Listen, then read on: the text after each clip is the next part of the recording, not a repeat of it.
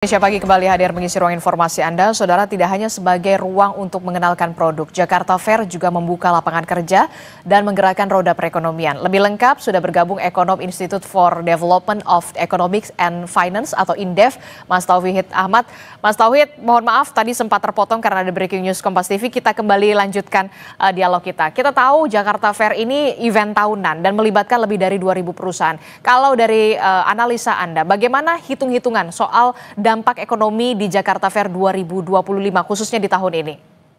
Ya, kalau kita lihat kalau dampak ekonomi itu ada yang sifatnya langsung, ada yang multiplier. Jadi sektor lain juga ikutan kaitan dengan Jakarta Fair. Kalau langsung misalnya untuk pembelian tiket, transaksi pengunjung, kemudian juga pengeluaran pengunjung, alokasi perusahaan atau Pemda untuk biaya investasi, operasional maupun biaya-biaya lain. Nah, tadi sempat disampaikan Pak Gubernur, transaksi atau pengeluaran pengunjung saja sudah bisa katakan 6 sampai 7 triliun dan saya yakin biaya dampak ekonomi langsungnya bisa lebih daripada itu karena pembelian tiket, alokasi investasi dan operasional itu belum dihitung begitu. Nah, bagaimana dampak multiplier ekonomi gitu ya? Kami juga pernah melakukan beberapa simulasi ya untuk momentum-momentum yang lain. Biasanya bisa 3 sampai 4 kali lipat atau lebih gitu ya.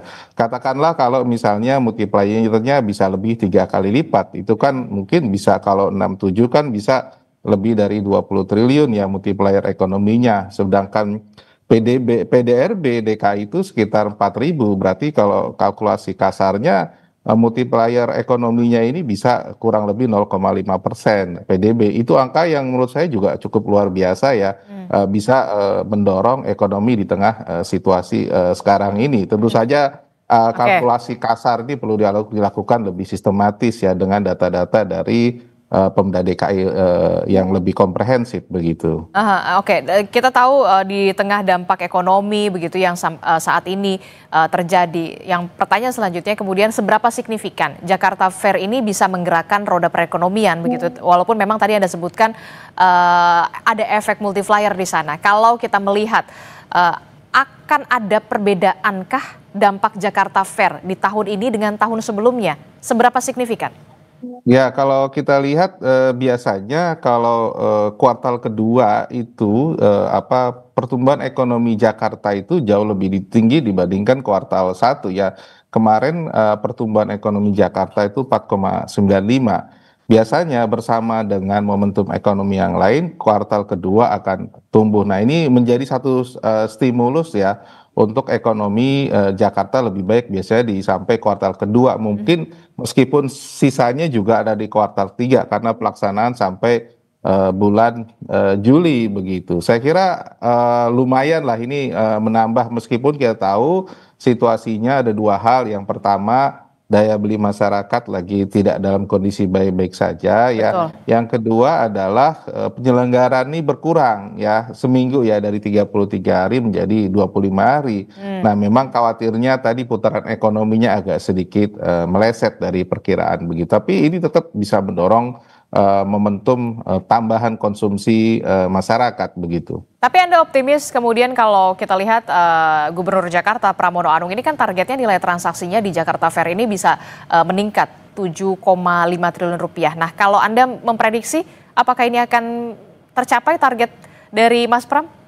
Mungkin meleset sedikit ya kalau saya lihat. Itu kan baseline-nya kan tahun 2024 pada saat itu euforia pemilu, konsumsi banyak, bantuan sosial lebih banyak dan sebagainya sehingga dan kedua katakanlah pasca Lebaran masih banyak orang yang kemudian memiliki uang. Ini kan sudah agak jauh begitu ya.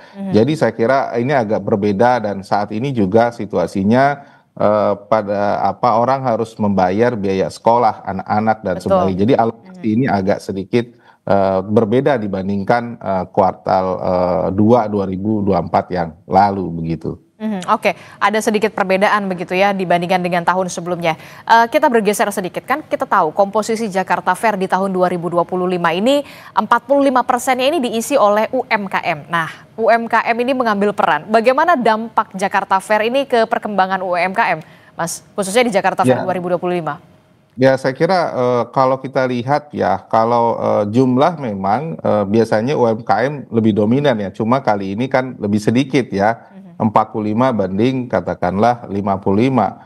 Tentu kalau kita lihat ya ini tergantung transaksinya tentu saja. Kalau kita melihat belum ada report apakah transaksi ini lebih banyak disebabkan oleh pelaku UMKM atau menengah besar. Tapi kalau lihat struktur ekonomi biasanya sih menengah besar ini cukup lebih besar dibandingkan UMKM ya. Meski demikian bagi UMKM yang mendapatkan atau melaksanakan Jakarta Fair pasti akan terjadi peningkatan penjualan, kemudian peningkatan keuntungan dan sebagainya walaupun hanya kurang lebih 1 bulan karena momentum sebesar ini memang tidak terjadi sepanjang tahun ya. Kita hanya kalau di provinsi lain tuh cenderung hanya katakanlah momentum Lebaran sama momentum Oke. liburan hari raya Natal. DKI Jakarta ini punya Jakarta Fair. Saya kira itu kelebihan dibandingkan wilayah-wilayah lain. Oke, jadi event semacam ini Jakarta Fair ini masih memberikan tren positif begitu ya untuk kemudian Betul. sedikit menggerakkan perekonomian dari Indonesia dan juga